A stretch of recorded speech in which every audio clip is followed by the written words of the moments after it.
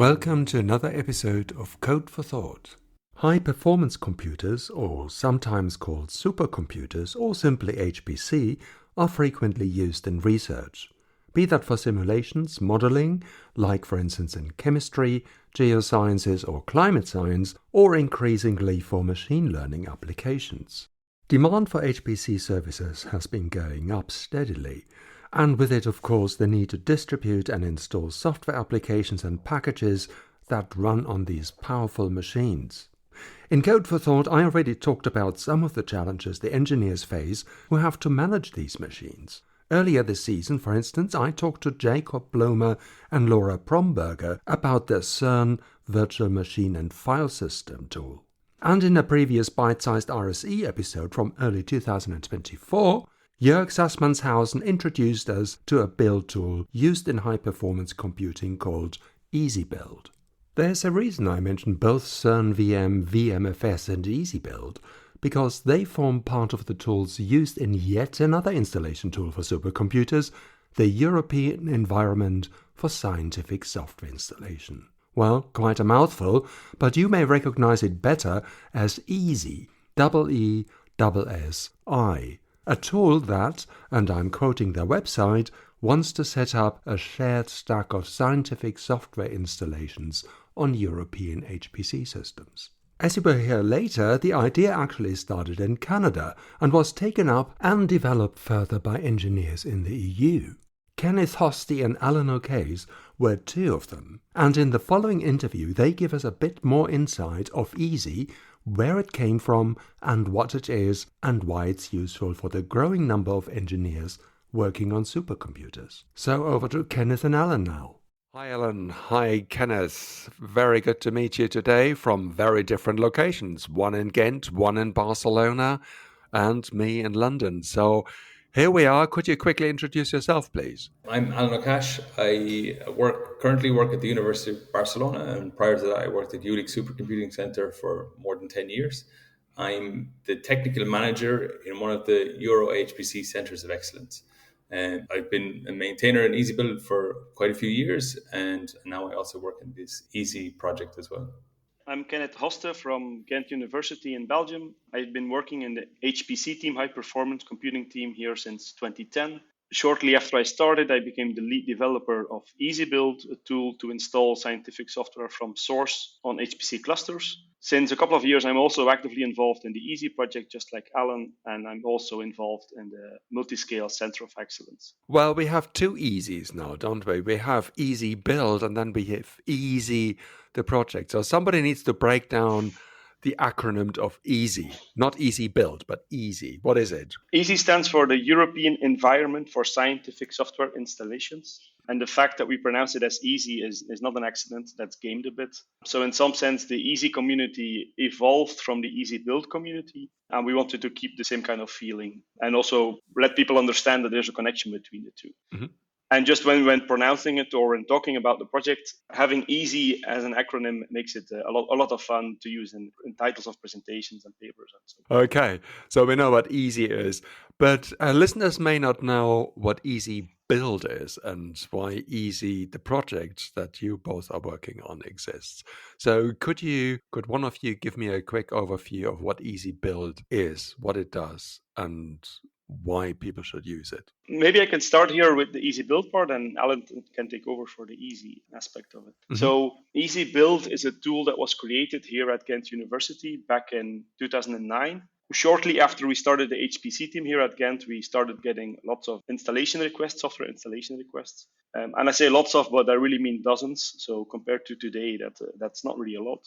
But it was enough to overwhelm the technical people that were in the team back then. And they quickly realized that if they didn't figure out a way to automate the software installations that we did from source and all the dependencies that are needed for them, they will be in trouble. So they started doing some Python scripting essentially to automate that task.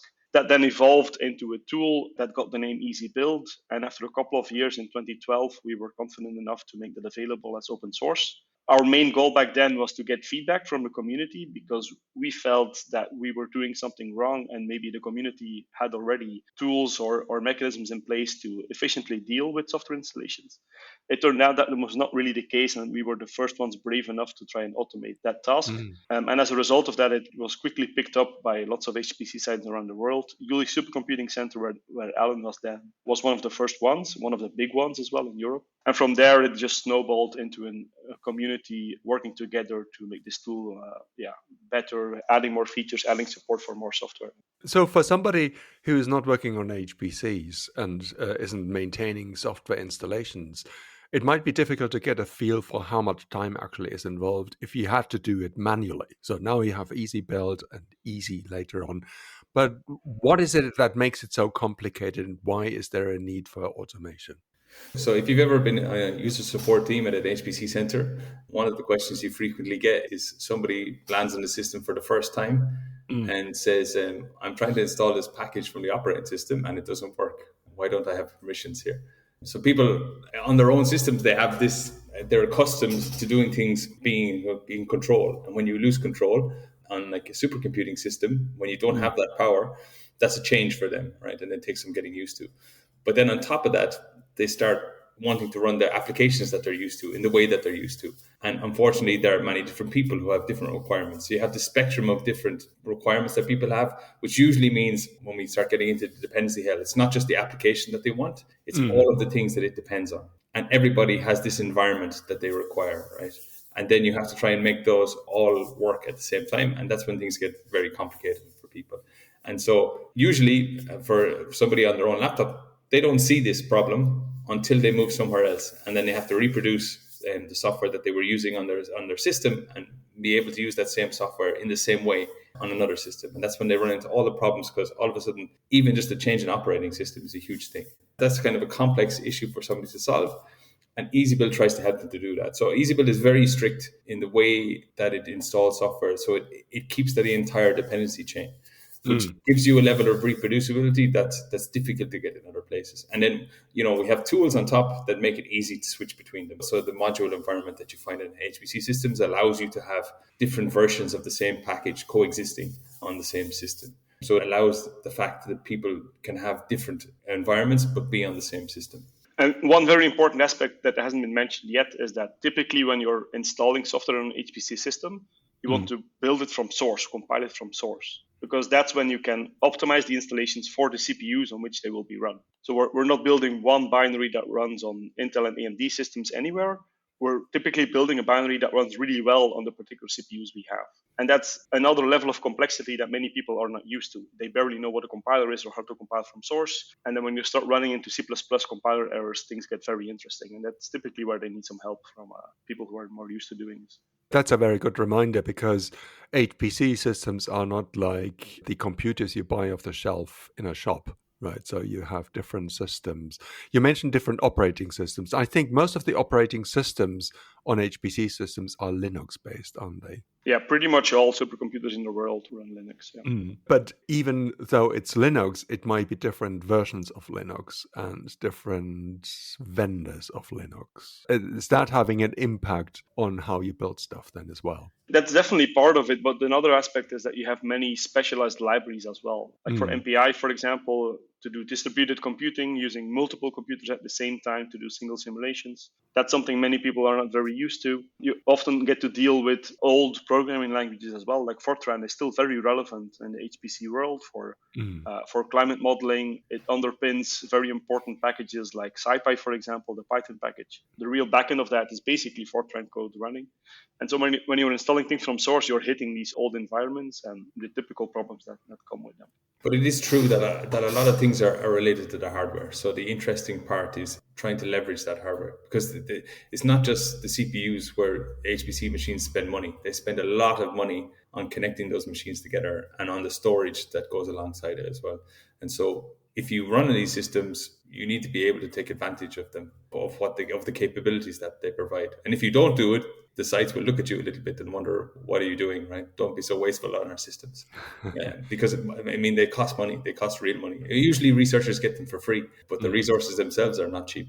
Yeah, the hardware is quite different to normal computing because you're connecting various different servers with each other to allow parallel computing. Is that the way we can Yeah, envisage that? that's definitely an important aspect. So the interconnect between these machines is very non-standard. Also, the software that comes with it and that environment around it, the libraries you have to deal with is non-standard as well.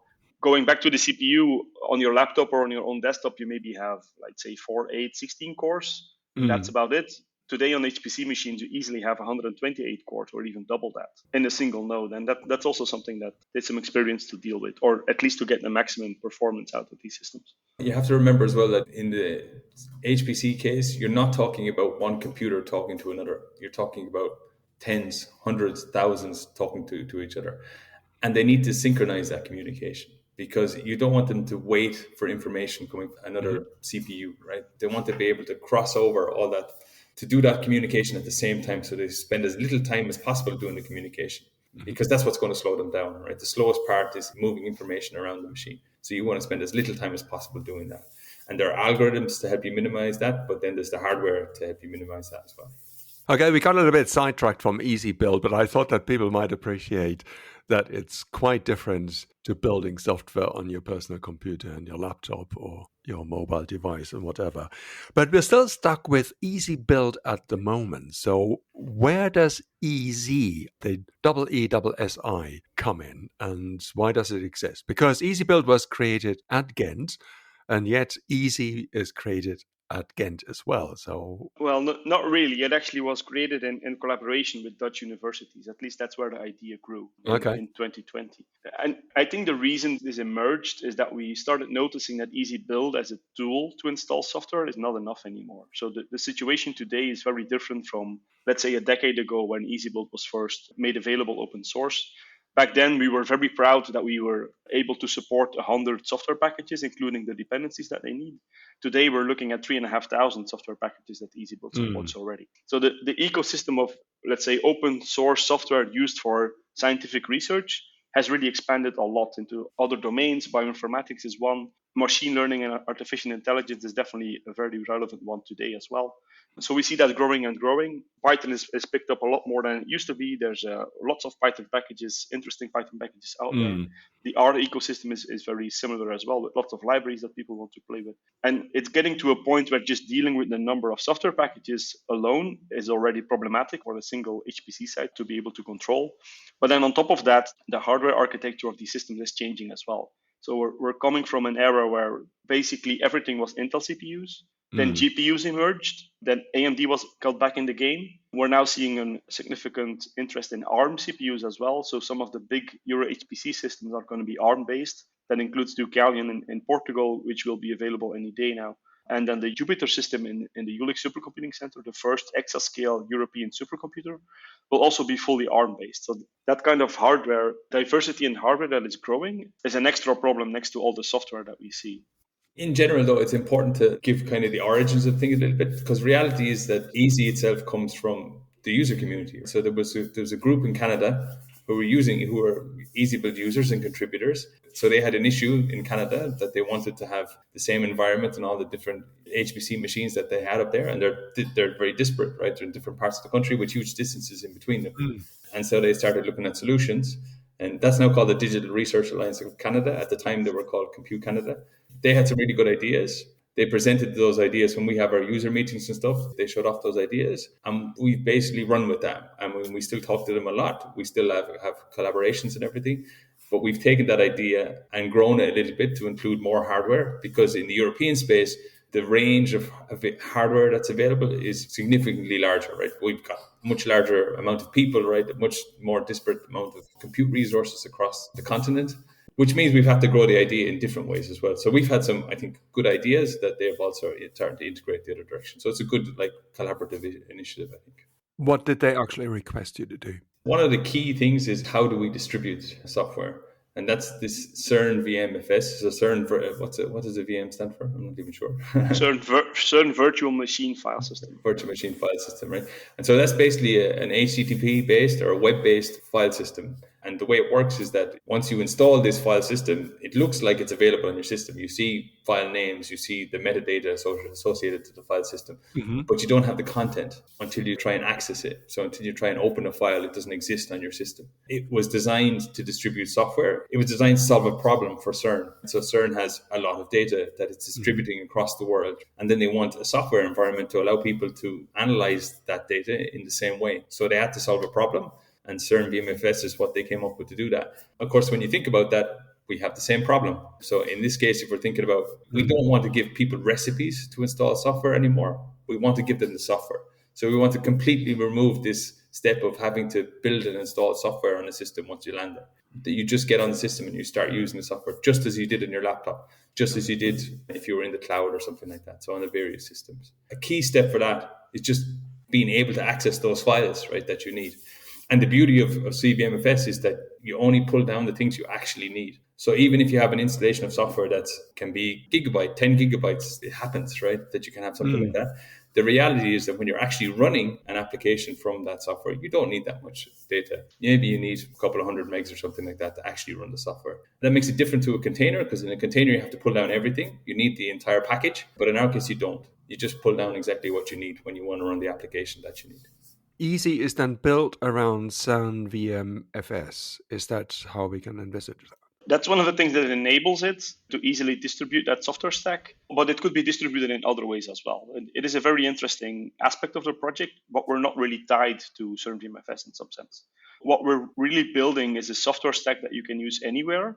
And one way of distributing that, one very interesting way of distributing that is through CERN VMFS, but there could be other ways as well. We could build container images that include parts of the software stack that we build, for example, and then give you that container image. That's another way. Well, next to CERN VMFS, another really key aspect, and that's something we've learned from our colleagues in Canada, is that the way we build our software installations, we don't build directly to the operating system that is running on the client, but we put what we call a compatibility layer in the middle of that. So we basically have our own small stack of Linux libraries that we link to, and those are built in a way that they run on any operating system. So whether you're using Ubuntu or something Red Hat based like Rocky or Alma Linux, it doesn't really matter. The binaries that we give you will run on each of these operating systems. And that's another key point in the EESSI project, that the way we build binaries, they work on pretty much any Linux operating system or any version thereof, because we control enough to make sure those binaries work as is. And that's another key thing if you want to work together on a software stack and share the actual installations rather than recipes to install them. That's a key aspect as well. So how can we envisage then how EESSI works itself? So how does it accomplish then install anywhere? When you have EESSI available on your system, you just have it in a special place in /cvmfs in your file system. So it looks and it feels like it's just another file system, like an NFS file system, for example, that's mounted on your Linux system. And you can start accessing the files there. We have what we call an initialization script that you source. So you basically set up your environment to make sure those installations work. And from that point on, you can start loading environment modules for, let's say, TensorFlow, for example. You do a module load TensorFlow, and that makes some additional changes in your environment to start using that software. So it all feels very local, but in the background, there's a lot of on-demand or streaming kind of stuff going on. As an end user, you don't really notice much of it. There's a lot of magic, let's say, in the background that happens. The end goal of this is that you get the same user experience on your laptop or on an HPC system or in the cloud. And you can use the same scripts essentially to run your scientific workloads, no matter what type of system you're on. And that's something that people are not really used to, and it takes a while to click as well. But that's actually what this is enabled. I'm trying to get a feel for the magic. You mentioned the word magic. So how does the magic happen?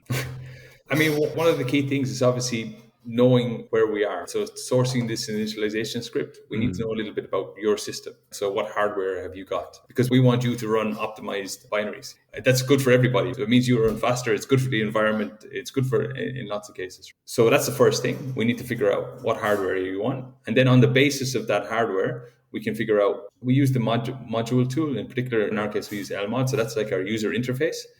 So then we give the specific path, which is connected to your architecture, to the module tool. That's how you expose the modules, right? So people only see modules connected to the hardware that they're on. But what we guarantee behind the scenes is that we'll build all the software packages for all those different hardwares. So even if you are running on a different piece of hardware, a different CPU, you'll see the same modules. There'll be different binaries because they'll be compiled for a different system, but it'll be the same software packages, which means that gives you a portable workflow. I can be running on an x86 system today, and then I can jump onto an ARM system tomorrow at the supercomputing site, and I can have the same workflow and it will still execute. So I'm trying to build the bridge between Easy Build and Easy Know. Basically, you're taking care of the Easy Build aspect of building the software, and then Easy is sitting on top of that so people can then access it on different systems. Is that how the two link up? Yeah, essentially that's right. So Easy Build is one of the open source projects that we use to build the Easy software stack. Elmot is another to give you a user interface. CernVMFS is another to distribute the software stack. We also use Gen2 Prefix to build that middle layer. So we're really putting different open source projects together to enable what we're doing in Easy. And Easy Build is one of those projects that we use. One of the really important things that I think that we do is we actually test those installations as well. So we're actually running the unit tests of the software packages. So it's something that unfortunately gets forgotten a lot. So with releases and stuff, people get to the point where it successfully builds and they say, great, and they start using it. We go beyond that. So we actually run the test seats that come with these software packages. And even beyond that, we're actually also in the process of creating performance and scalability tests for our marquee packages, right? For the ones that are really heavily used on HPC systems. We want to make sure not just that they run, but that they perform at scale and that they're scalable. So they will run on tens and hundreds of thousands of cores. Because the idea is that we actually want to serve all the way to the top. So Jupyter in the next year or two will be the largest system in Europe, and EC will be available there. And we want to make sure that it works the way we intend it to work. How do you measure the performance if you have different hardware? So how can you then compare that to? We don't promise any performance up front. What we do is when we install something, first of all, we try to assess whether on a particular system, whether it's performing the way it should. So are we seeing good performance on that system? And then over time, we also monitor that performance and make sure that it doesn't suddenly collapse due to a change that we make in the software stack, for example. So we're not trying to tell you upfront how it's going to perform, but we are trying to make sure that it does perform well or the way it should. And one interesting thing there as well is one thing we think that Easy enables is that we can work closely together with the actual developers of the scientific packages and ask them, look, we installed, let's say GROMACS, for example, we installed GROMACS in Easy. We're seeing this kind of performance on this type of system. Does that make sense? Is that what we should be seeing, or should it be twice as fast? Did we overlook something? We can also go to them and say, we ran your test suite and we saw 1 or 2 failing tests. Why is that happening? And we think also from the side of a software developer, it's worth having that discussion, because if we build a software stack that's going to be used by lots of people, it may be worth their time and their effort to try and help us and make sure we're serving a good installation and not just any installation. And I think that's very different from a tool like Easy Build, where, okay, we support different versions of GROMACS in Easy Build, but because people install it in lots of different contexts, it's a lot more difficult for software developers to work with us and make it a win-win situation in terms of their time. I think that changes a lot with the Easy project, and that's just one of the use cases it enables. Let's move on to the Easy team that actually looks after the software itself and how the project came about. So you mentioned that it started in 2020. So how did it all start and then got to the first release? Because it looks like there's quite a large group of people behind it, at least a very dedicated one. Initially, the idea to take the concept that was built in Canada and make it into, let's say, European version of that grew in discussions between several Dutch universities. So they were looking for a collaborative project, and they all were suffering still with the issue of building out their software stack locally. So they knew that Canada was doing something very different and they wanted to explore that. As a part of that, they set up a meeting in Delft in February 2020. And they wanted to understand better how Easy Build could be a part of that. So they invited me to that meeting. It wasn't that far, just a train ride away. So I joined that meeting. And basically at the end of that meeting, we had a sort of informal agreement that, okay, well, we're going to try and do what the Canadians did in the European context. We'll try and make this an open community project. Easy Build will be part of that, and so on. So that started the idea. Now, that was right before the COVID pandemic started. And to some extent, that actually enabled kicking off the project, because there was no funding for this. It was just an idea. People had their daily jobs and their daily concerns. But partially thanks to COVID, lots of people had lots of time to start looking into this and playing around with it. And essentially by, let's say, August, September, we had a proof of concept set up of what eventually became Easy. And then we realized, look, if we really want to do this, this cannot be a side gig. So we need to make sure we have funding for this, we have manpower for this.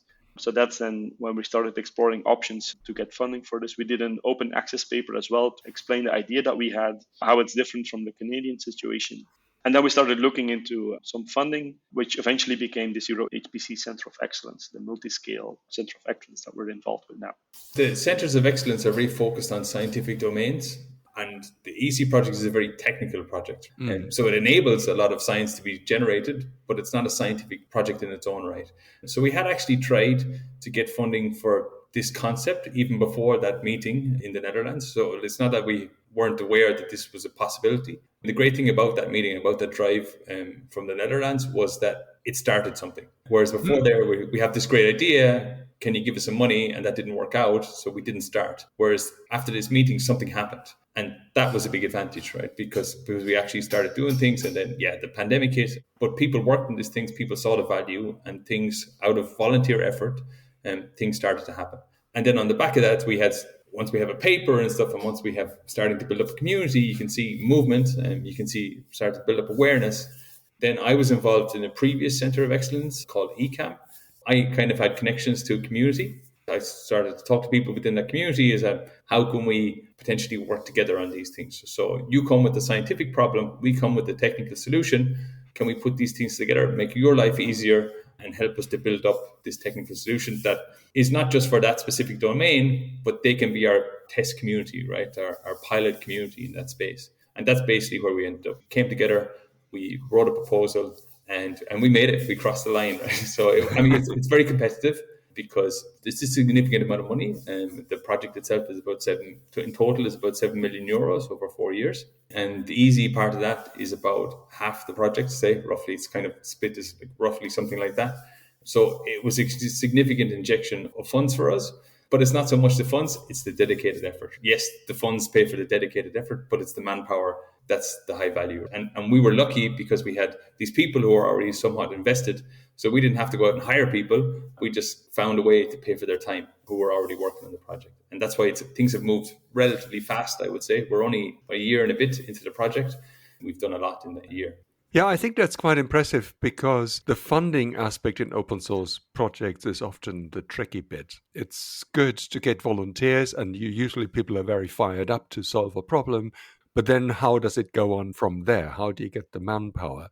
But I think one thing struck me, even though you have the funding, it doesn't guarantee that you get the people, because the people that are working on it may actually then say, okay, my contract runs out, I need to go somewhere else. So did you get into the problem where the knowledge kind of evaporated or dissipated somewhere else, and you had to get people together the hard way to keep working on EESSI, even after you got the funding? Not really, and I guess that's because the EESSI idea grew from the EESSI Build community. So lots of people that were involved in the project proposal were already actively working together on EESSI Build or on this proof of concept. So to a large extent, we did hire some people in the project, new people, but let's say the base was already there. Lots of people already knew each other also on a personal level and were already working together pretty much on a daily basis. And that also helped us to hit the ground running and get something in place, something production level in place already in the first year of the project. So what's in store for EESSI in future? So how do we go, or how do you go from there?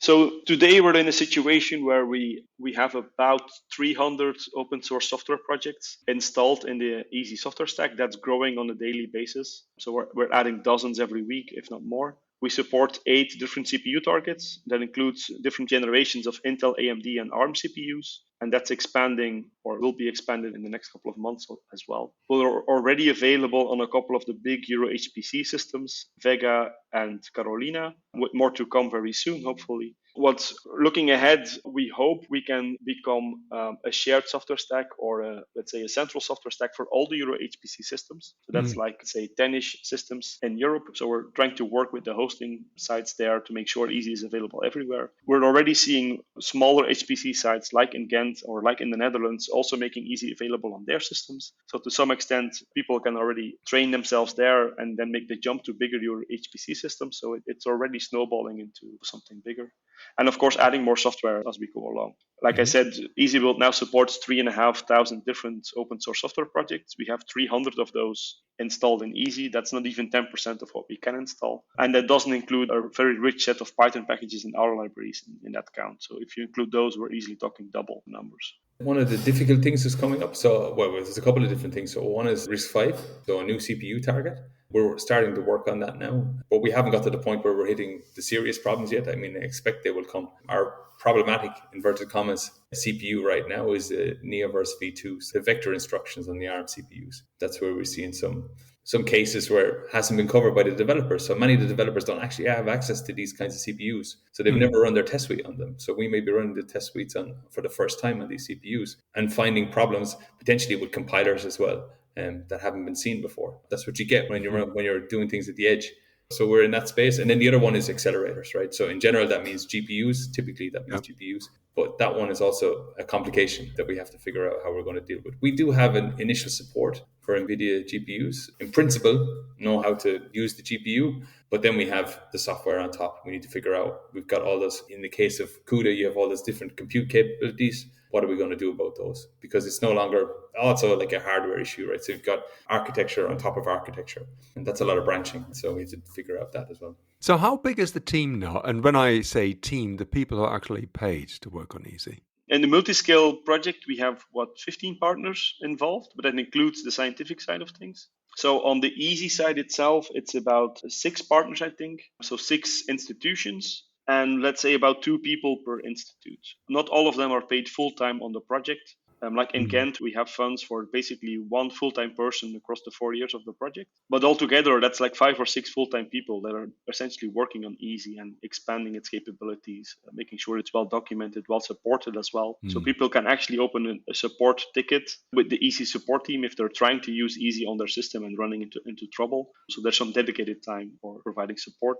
That's a very good aspect as well, I think. The way this works is that there are partner institutions and then they provide the funding for the people to work on that. Is that roughly the way this works? Yeah, that's the way it is right now. I mean, it's EESSI is not a legal entity or a project even in its own right. It's an initiative, put it like that. It sits within this multi-xScale project, which is a funded project, but it's really an initiative that's based on the input of partner institutions, right, who actually accept and distribute the money.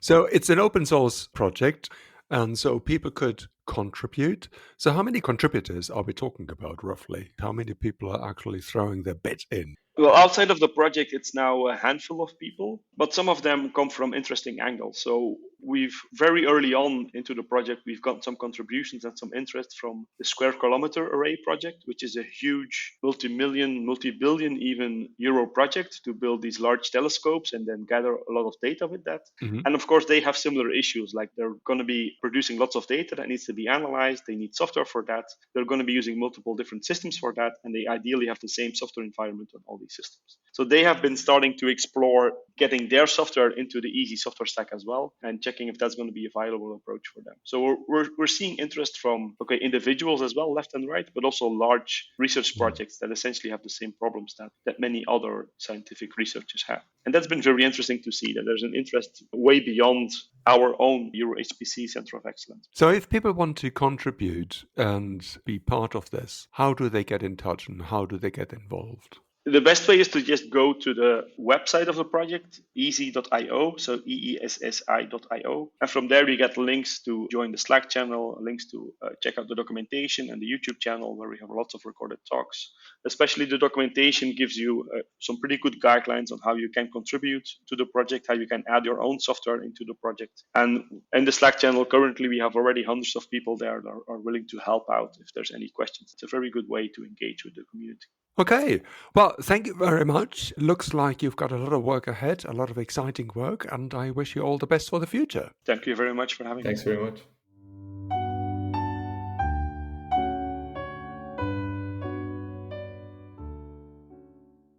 If you'd like to find out more about EESSI and some of the supercomputer services mentioned in this episode, you can find the appropriate links in the episode notes. And as always, let me know if you have any comments or suggestions. And if you'd like to support this podcast, go to my Patreon website from the show notes or simply get in touch with me directly.